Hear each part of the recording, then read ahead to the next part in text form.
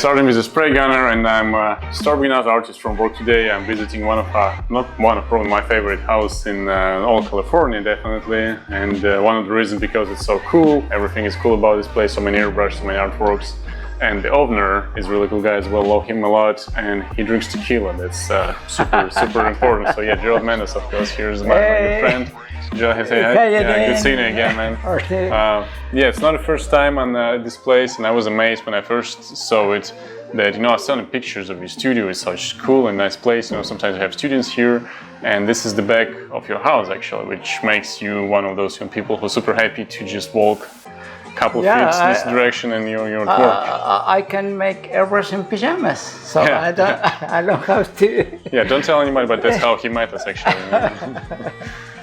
But yeah, a lot of you really inspirational pieces here of artwork. So you find time for yourself, which is good. So you do a lot of commercial projects, right? At the same time. Yes, I try to keep busy I do a lot of motorcycles. I do some personal projects and some digital artwork also, so in between all that, I stay busy, and yeah, everything's here at my house, But speaking of digital, so how it works, they have this new eagle coming up, which is all over the social now, and is this originally created by you in digital format? Or? Yes, actually this piece is I call a rising, and it's a firebird.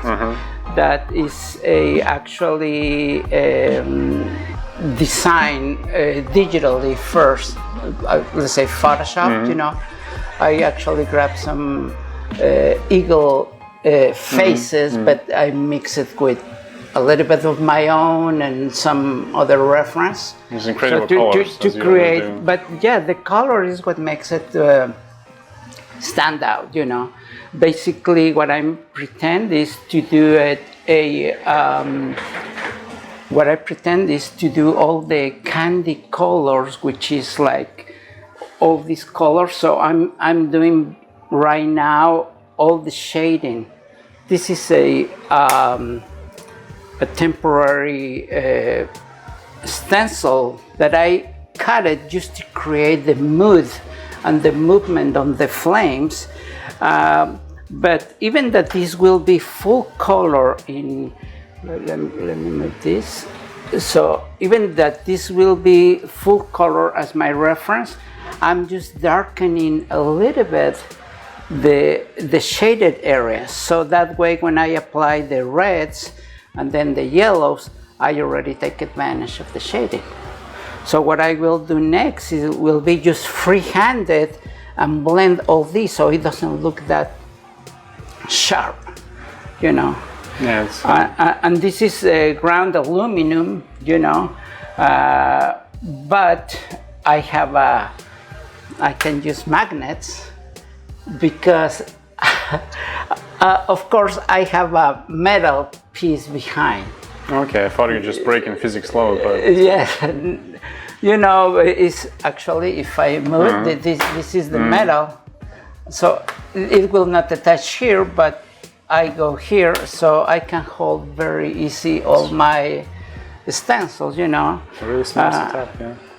Yeah, so that's basically what I'm doing right now. Only the shading, preparing for the light. But something will be cool about it is that I will use some neon and glow-in-the-dark colors for some accents, like the eyes, very bright areas on the yellow, so it will stand out more on top of the candy. So I think it will be an interesting piece to. Yeah, when you have this bare metal behind it and you candy colors, so the digital image itself is really cool, how the colors are, but this piece will be even more playful. Yes, especially if I add, let me add a little bit of wax and grease remover just to give some brightness on the reflection so you can see it. Actually, oh yes, that. Actually, I can spray directly here, and you can see immediately the light playing. Oh yeah. You know, it's very interesting when you have it. You know, that's the effect that's going to appear when it's clear coat. But of course, with the candy will be. Yeah, that's why you're using candy colors, because they're going to stay exactly as exactly. That's basically the trick on this particular piece. You know, that the candies will make it the piece alive. Let's say. Okay. Yeah, it's one of those projects that I'm doing little by little, you know, but it's working great. So, and all I'm using is Createx colors here, you know, starting even with the 40-50 for the base, for primer, pretty much. Yeah, like prepping the surface for the piece. So. Yeah, 40-50 is amazing. We've tried it on all different surfaces and it holds really well. Yeah, especially when you start working with aluminum, you know, because bare aluminum is kind of hard to get. You have to use the H primer normally. That's what we do. Yes. It's really. Yeah, but this. And well, we carry all the Last Gun rack now. Oh, and yeah. This is the coolest setup of Last Gun rack I saw. So it's a Gerald Mendez edition. Well, actually, as you can see, it even has my name in there. Yes, you know, I love this gun rack because I don't know if you remember last time you came. I have a similar setup, more simple than this, that I pretty much created by my own many years ago. But when Larry Leroux showed me this, I love it. And you know, I just give a few comments about the depth, you know, for the airbrushes, so it makes it deep and better hold. So he actually make a lot of improvements, and I really like it. You know, he listens. I even custom asked him, for example, this bar, the 12 inches bar, usually comes only this size. Yeah. He makes it 12 inches taller for me, so I can have it, this piece, and hold it, you know, the way I want. So I love, because when I'm working, I can swing the arms close to me, you know, in my area right here. So, and it's very good, it's very nice, you know, and you can put spray guns, you can do airbrushes, so really happy with. At the beginning, I didn't know how useful gonna be the little tray, but it really is, because once you take apart a piece of the airbrush or something, you know, it's always gonna be there, you know. Yeah, the thing that he listens is creating like really nice last gun. It's the right name. And this actually came from originally sewed Craig Fraser. So it was his idea to put little tray for parts. So he did that's this. Awesome. That's awesome. Yeah, I love it, and I just add this little rubber thing. Yeah, it's convenient. But it's smart. But this, I definitely recommend it, and we sold quite a few already, so they're available at SprayGunner, and we carry all the models. Not as cool as Gerald's personalized, of course. well, but you know, I did a little video where I show how I put it together. Yeah, I appreciate you mentioning us there. Of course. Well, you guys are one of the distributors of the Last One rack, and it's a great product. So, and I actually like the fact that you can build up your way. You know, you can buy only the few parts. Pieces, and you know, make it bigger. But it's awesome product. I'm gonna show you guys. That's the only Grex airbrush in the world which is black. Oh yeah. But believe me, this is one of my very favorites, because it's 0.7. Even that it looks small. I know it's wide. It sprays very nice and it gets smooth. paint in it. It has paint? Yeah. Oh no, it's maybe it's not well cleaned. No, it's good. Oh, okay. I'm not gonna judge your cleaning, okay? No, but you know. But yeah, that's the only Grex in the world which has the black handle, because Gerald had some problem with green. There's no green in your studio except for some tapes some there. tape. Yeah. But yeah, so he painted it, and actually I was surprised how painted. So I saw it in 2020 when I was visiting you, and it was painted already, and it's still there. So it's pretty good paint. Yeah. Well, it's been paint and clear coated also. So that way. Okay. Yeah, that's funny. Yeah, it's great holder for pretty much any airbrush. Yeah. Yeah, I like it. One question, since we're talking about accessories, have you seen one of those yet? The small version Yes. of this one, right? Yes, exactly. So it's 1/8 the small version. I don't have that yet because it's very brand new, right? Well, you have it now, but yeah. Oh, great. It's really nice. So it's super small, super light. Oh, wow. And it works exactly the same principle. So once it's full of your dirt or rain, it just shuts off. So you just change the filter, just change the element. Oh, wow. And this is amazing. This is, I saw the prototype only, last June. But I know how well this works. So I guess the same exactly. So you can take it apart pretty easily. There's a filter element which you change. Right. This little part which you need to pull with something. Okay. Pull with something. Oh. Push them in. I have something here. Let me use. It's probably this works. Yep. Perfect. Yep. Oops. Oh, there you go. This is the filter element. Can I see it? Yeah. Oh. Maybe people don't see it. Looks like a piece of plastic, but this is really a filter. It's small, micro, super fine, so ultra fine filter. Yes. You need to see it very close to see that it's a filter. That's what makes the magic, actually. Yeah, and we have quite a few different models for like the moisture traps and filter. None of them is as light. This is super light, and if you just put it on the airbrush, right, it will be so convenient. I grab one of those. Yes. Actually, it's Creos. And yeah,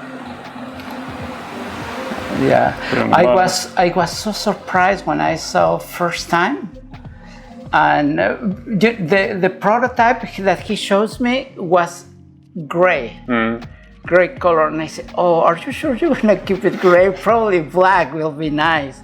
She said, "Oh, yeah, I may do it black." So I'm glad that he make it black color, and I am actually This is something that I'm working on a new design for the logo.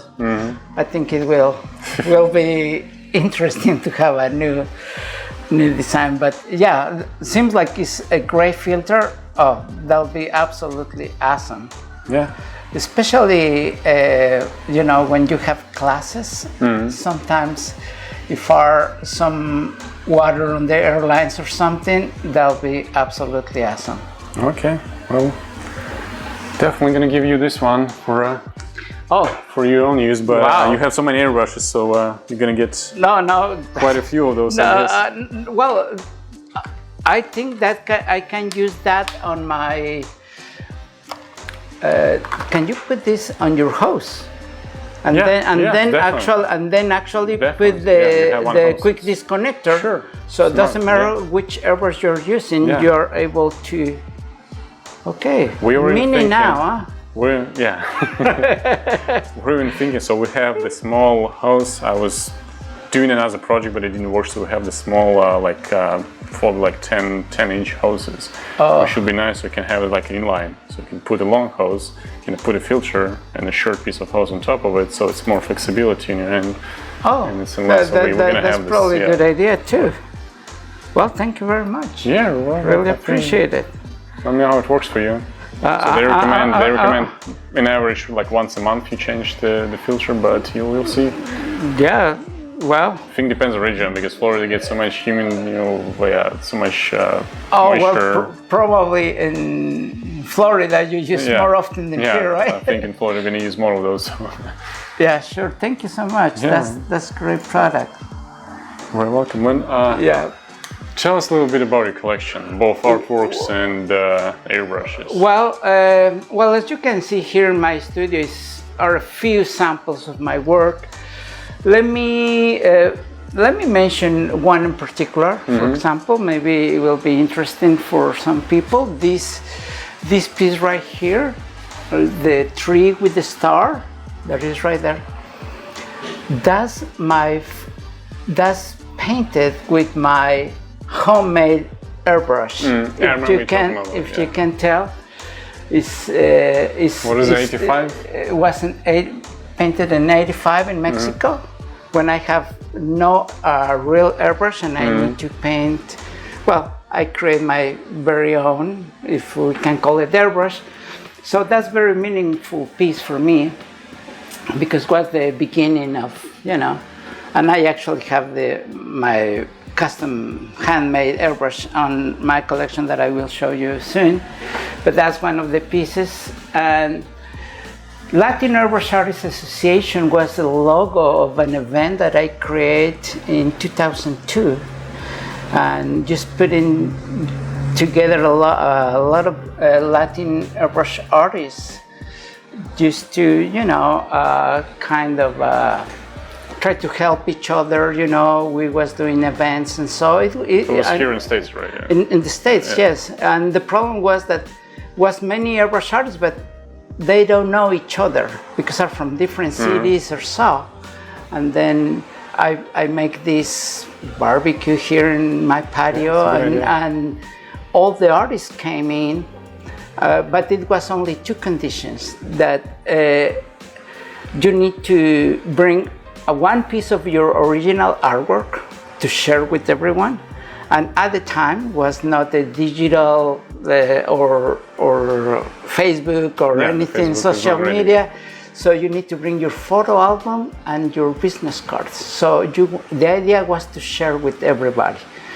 And how many people? We was probably like 25 artists. We came together, and then one of the friends, Abel, a great artist, he bring a magazine, well, one of the magazines, took pictures, it came out in the magazine, and then we keep doing this event for 5 years. It was very, very cool. So that's a meaningful piece for me. The rest is just some of my artwork.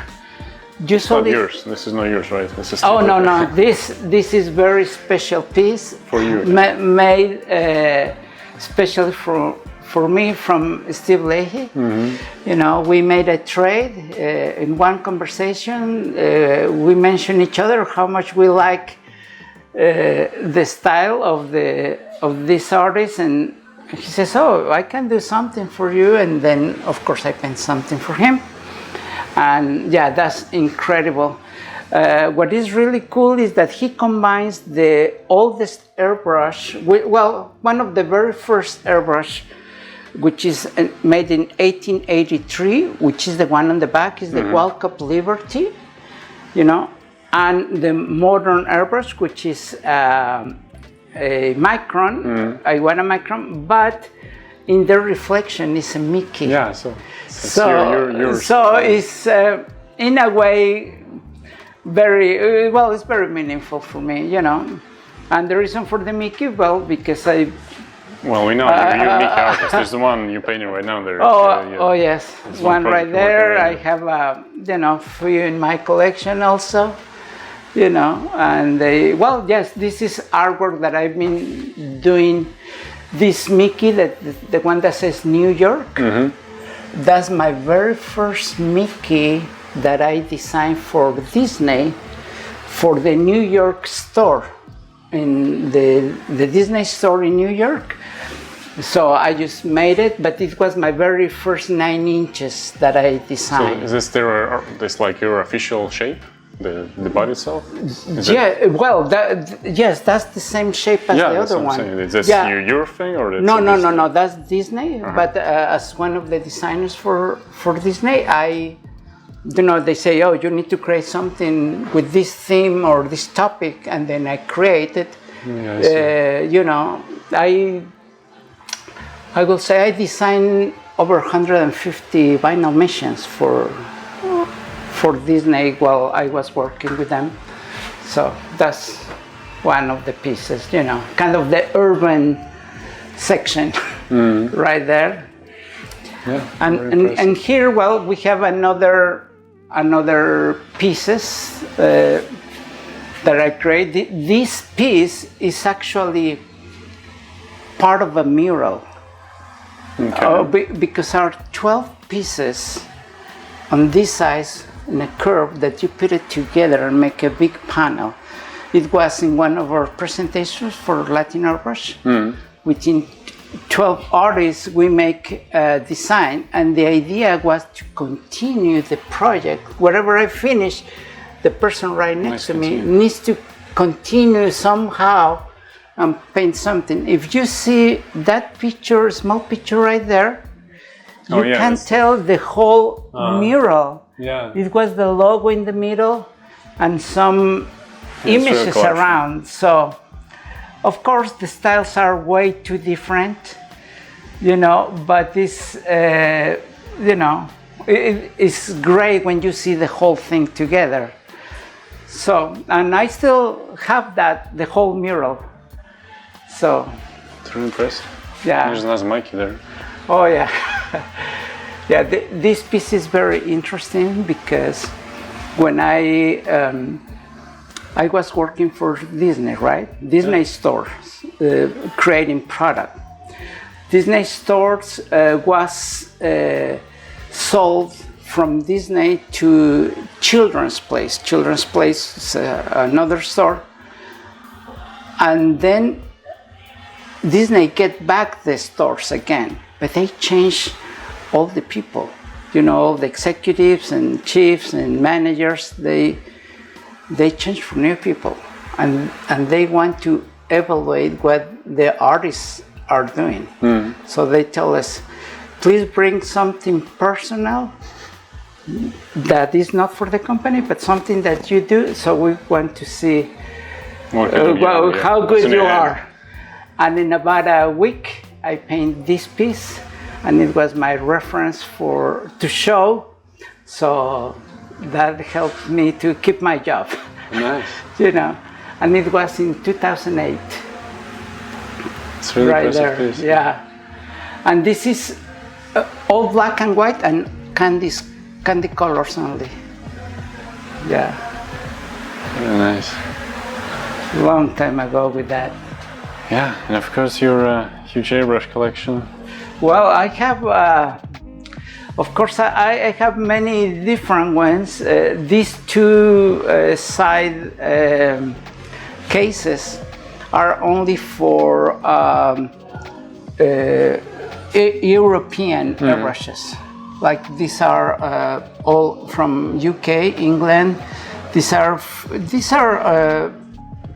mainly Germans. These are Spain and unknowns. I don't know where are some of them, but some are from Spain. And these are Germans, and these are very kind of cool and unique pieces, you know, that usually with bottle feed. One is with you need to put, for example, this one. I will, let me just pull it out. It's a coffee pot, right? It looks like a coffee maker. Looks like a coffee maker, but this one, you put alcohol here, you know, burn it up. You put water inside here, and it makes a steam. The steam goes, you know, then you press here, the steam goes out and it pulls the paint or whatever, and it goes out. So this is from France. And you can carry it, so this is the original of the cordless airbrush, what we have now for, you know, the battery powered. It's pretty much the same idea, so you can take it and just spray and go, right? Yeah. Amazing. What year is it? You know what year is it? No, really, but probably like 40s or something like that, 1940 or somewhere around there. Interesting. You know, are few models that are so interesting. The mechanics are very, very rare, you know, in some of them. You know, so this is just a small version of something very cool. I like it, you know. It's really hard sometimes to find a new airbrushes or new spray guns, you know. The one that is in particular interesting. I don't know how you can use the magnifying glass, but it comes with it and is designed to use it with. I'm pretty sure it's a good marketing point, you know. It's different, like, well, you get a magnifying glass on your airbrush, sold. Yeah, but this probably is just to see how good you're doing or how precise you can. Made in England. Yeah, made in England. Yeah, it's a. Yeah, it's an. Feels solid. Really yeah, nice. Artograph. Yeah. Has a serial number in it. Oh yeah, everyone is a little dusty. I need to once in a while I give a good clean up to all of them. But this in particular is very interesting for that, and it comes with an actual, how I can say, like a blueprint of the airbrush. So I have the blueprint somewhere also. Good. Yeah. And the cabinets themselves is amazing. So everything here is like little. It's a combination of art gallery and the Museum of Technology of Airbrush. Well, let me tell you, the cases you have in your shop are amazing. Yeah. I love it. I remember first time I see it, I said, wow. Yeah, we have some good stuff there too. Yeah. Here are those, and well, here I have a lot of my airbrushes. First section and top is a pretty much spray guns, you know. Some of them are very, very rare. Just like to give you an idea, for example, this one is from France, okay? This one is from France, and you can take the cup. No, it's quick release, huh? And take it out, and it has a system that closes here, so the paint doesn't go out. Oh, yeah, so there's this thing, there's a little knob there which presses in, right? Yes. So it lifts, yeah. It's interesting. A lot of cleaning, I guess. Yes. Oh, well, it's very well placed the lid, but so you can just place and twist and it goes. It's very, very interesting, and I think it's aluminum. Yes, so yeah, it feels aluminum, and this is probably brass because of the color, I think, right? Yeah, maybe, yes. But yeah, you can press on it, it moves.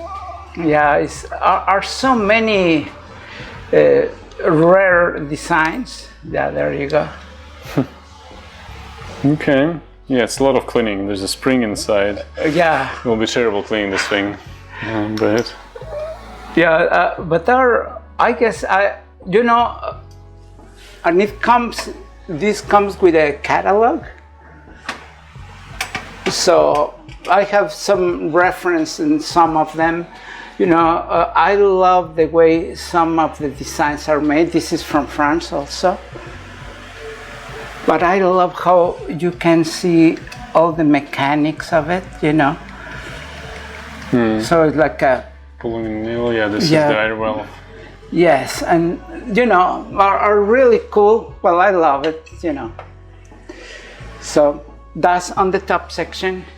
This shape is like kids' big pencil, you know, when they have the big pencils. This is oh yeah, this one right here. Yeah, yes, this looks like, you know, the end of the big pencil. Yes, actually, that one is. I don't really know how it works because it has this pump air right here. Okay. You know, I thought that you pump the air or something, and then you just, but you cannot press here. This is just a dial, probably for the amount of paint, I guess. Paint or so. Needle going inside. Probably, and here is where you can. So yeah, you see it's aligned. It's aligned with these things, so there's probably a needle inside which regulates. how much, yeah, because you see it's in the same line. Oh yeah, and probably when you press is when it shuts, so you press right? and it shuts, and then you adjust. It's like the single action airbrush, pretty much. Oh yeah. You adjust how much. Yeah. So are some that are so rare, and all these on the top are pretty much European pieces. You know, they have the most complex designs, I guess. These are pretty much plastic airbrushes. It's all American, so you have Binks, you have Well, Aztec. I have Binks, yeah, I have Aztec. This is the chrome Aztec, this is metal. You know, this, if you feel it, one of those, this is metal, you know. Yeah, And different. versus this Aztec, which is, that's okay, which is plastic, you know. It's plastic. So are some airbrushes with very interesting design. Let me show you this one. What I love about this one is the cup. Let me place this one here.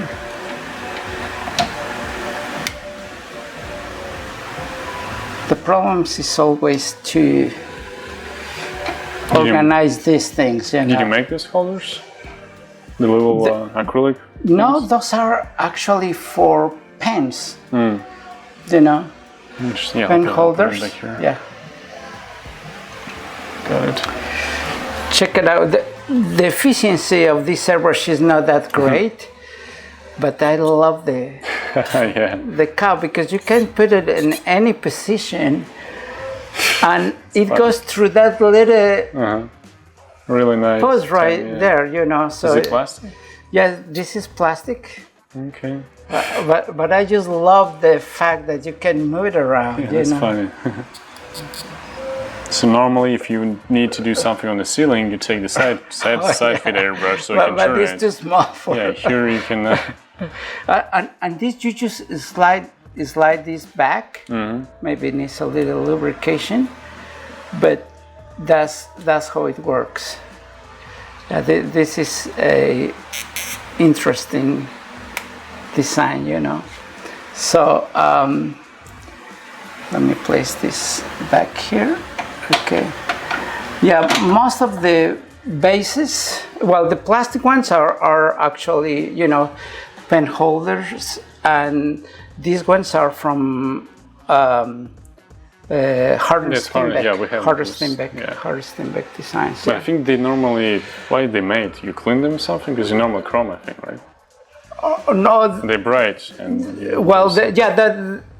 I need to give it a nice clean and polish. But yeah, our brighter is, you know, more chromy looking. This section right here are paches. From this point to here are paches. This is, I try to clean pretty much every airbrush before I put it in here, but this is this is a special one. the dirtiest airbrush. In the world. Looks like it came out from the Titanic, but it works, you know. But I found somebody painting with this, and yeah, I remember you told me how you traded for a new airbrush. I trade for a new airbrush, yes.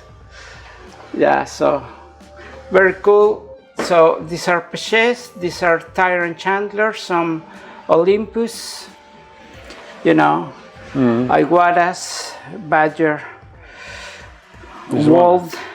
There's one hardened Steenbeck there, and I see there's another. I think this is hardened Steenbeck as well. Yes, but this hardened Steenbeck, this one right here. Okay, hardened Steenbeck make this model so you can customize. And this is from a friend from Argentina. He ordered some airbrushes to hardened Steenbeck with his name. And they're aluminum, right? So Yeah, I think. Yeah. So, you know, I have a few, most of the airbrushes on the bottom here are gifts from another artist. You know, that is, oh, Gerald, I want you to have it or something. So, yeah, this is hardened Steenbeck, the same, but this is the Infinity.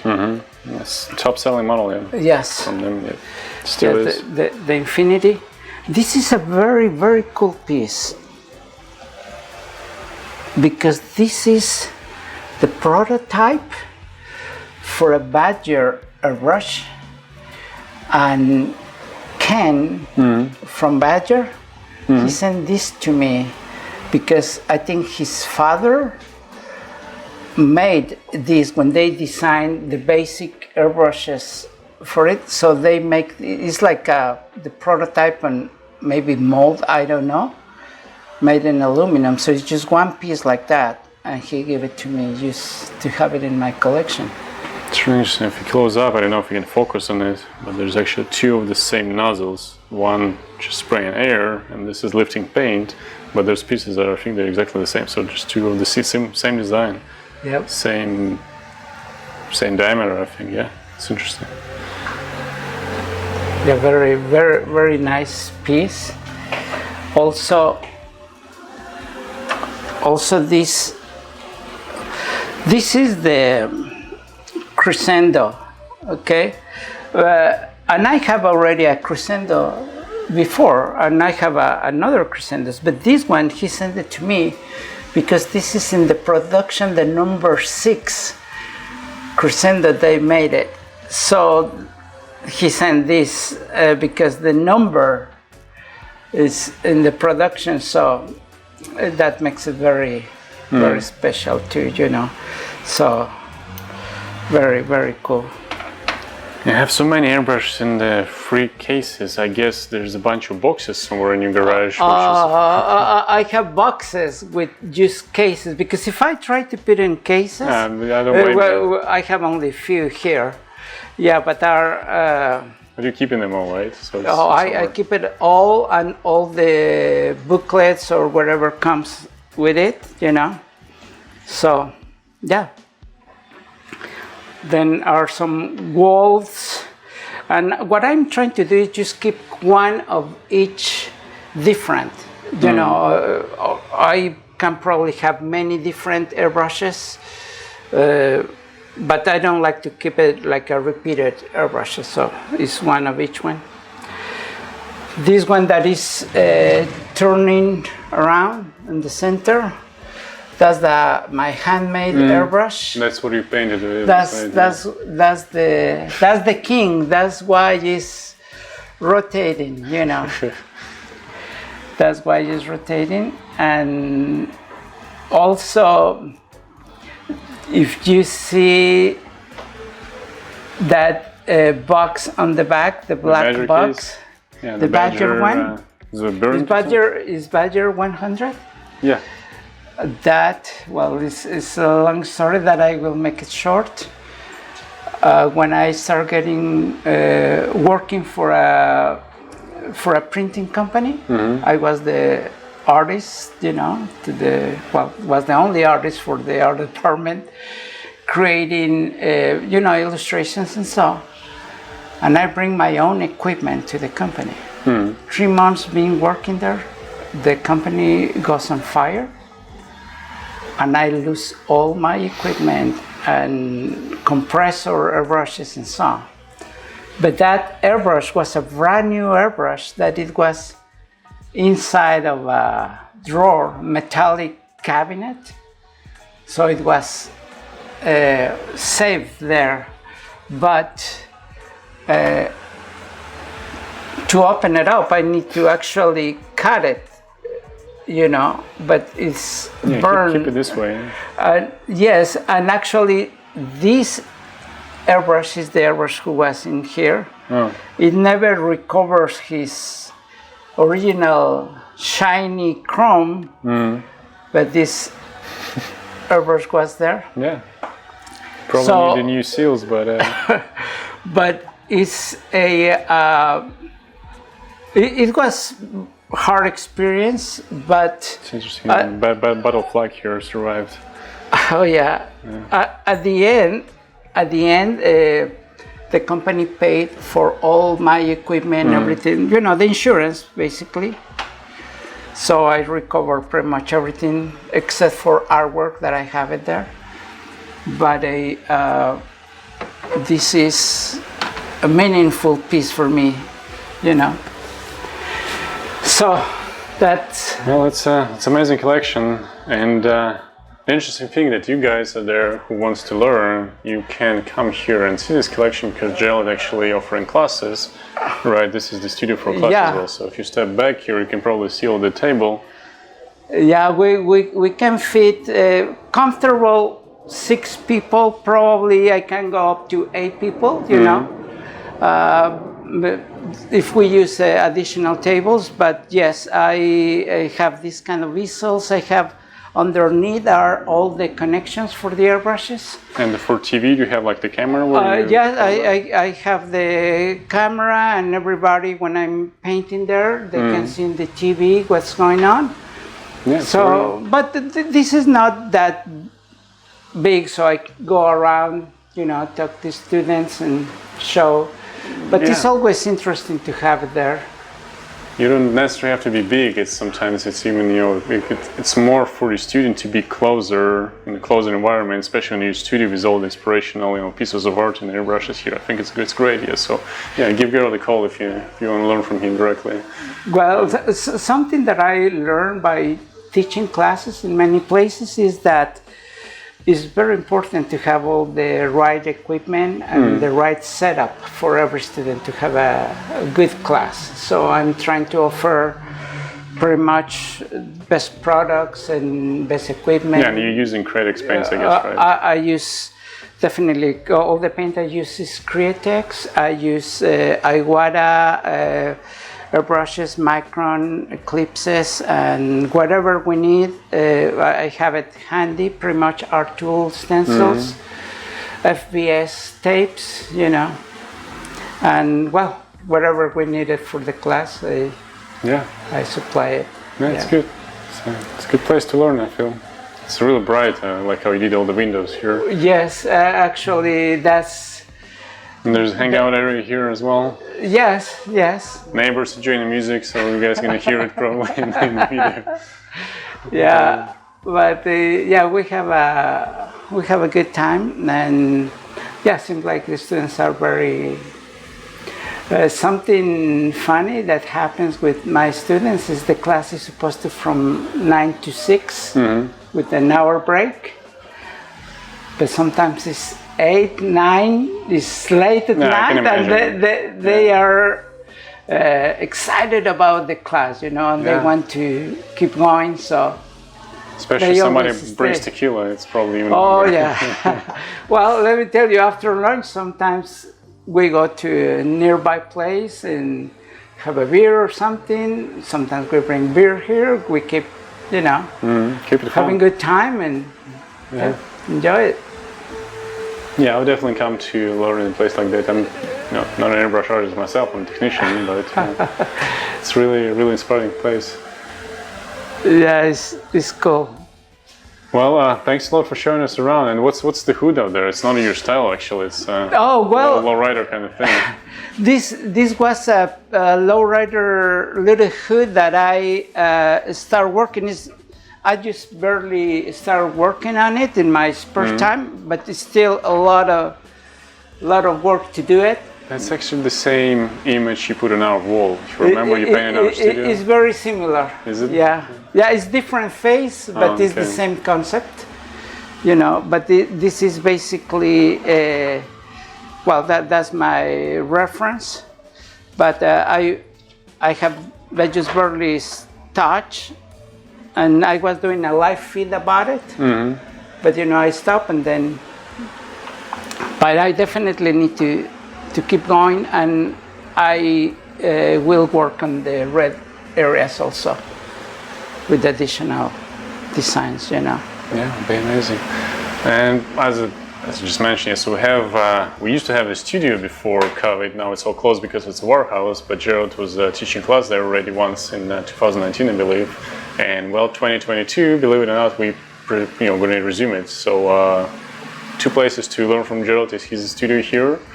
Give him a call, or if you want to be in Florida next year, we plan to reopen and definitely going to bring Gerald at some point. Yeah. teach me this. I have a real good time in your studio, and you know, it's which actually I love the way you have set up right there. I know you say now it's a warehouse, but they. We'll do it the same. But I know you will turn back into a studio anytime. We'll do something comfortable, for students with good equipment as well. And I know you used this GSI Creos 770 in our class. And I actually that Creos I use only for white color. It's interesting. It's the second time I hear this. Because for some reason, white goes so smooth with it. You know, white is the magic color, but it's always a trouble color because the pigment is kind of thick, you know, hard to flow. But on the Creos, it goes really smooth. White is one of the heaviest pigments. It's one of the reasons. So Yes. But good to hear. So you hear that before? Chad Kidder is another artist who told me he has the same thing. For white? So, he has like special dedicated Creos for white paint. So that's why I'm surprised. It's good for me. It's very nice. And that one, and also the Grex. The 0.7. The 0.7 that you. Tritium, you give me that, and it's awesome. You know? Yeah. We love it as well, and this is one of the best-selling Grex airbrushes. Actually, they sell it to all different markets. You know, aviation loves it. We went to aviation show twice this year, and selling a lot of those there. Also, something that is very cool is the Mac. Is the Mac valve from Grex? Yeah, GMAC with a big biznut. It's awesome. Agree. One of my favorites because it's so easy to control. Yeah, you can.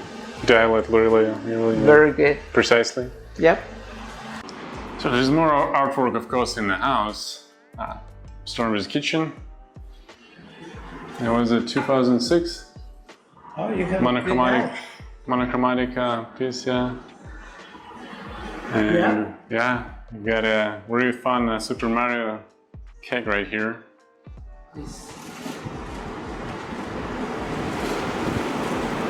This was for a Nintendo event, so I just, of course, paint Mario. What else can be?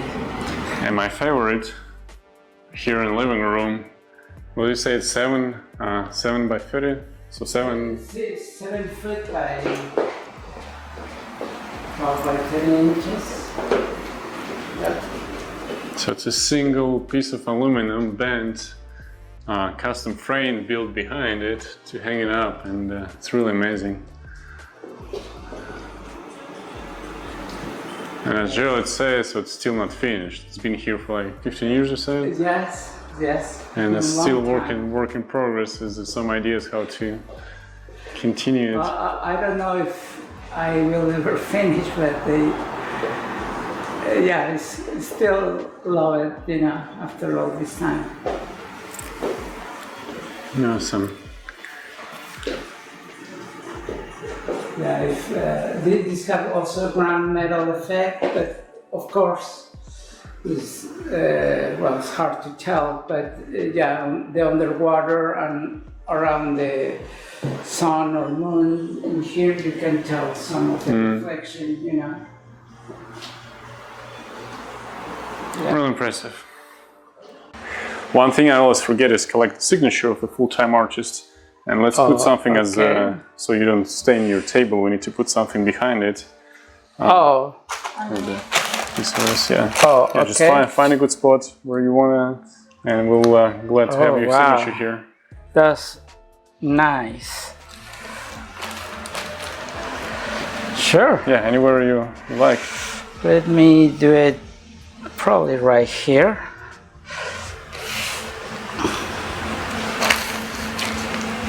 Nice to share with many artists here.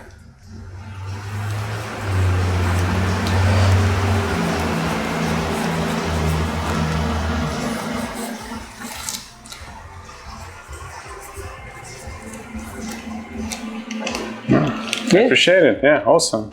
Thanks for being such inspired inspiration artist, and the collection is here. It's really great. We enjoyed it. Thanks for sharing this around. Thank you for watching. I hope it was helpful and helpful and inspiring. Here's the flag. Great. Yep. Thank you. All right, Joe. Thanks again for having us. Thank you so much.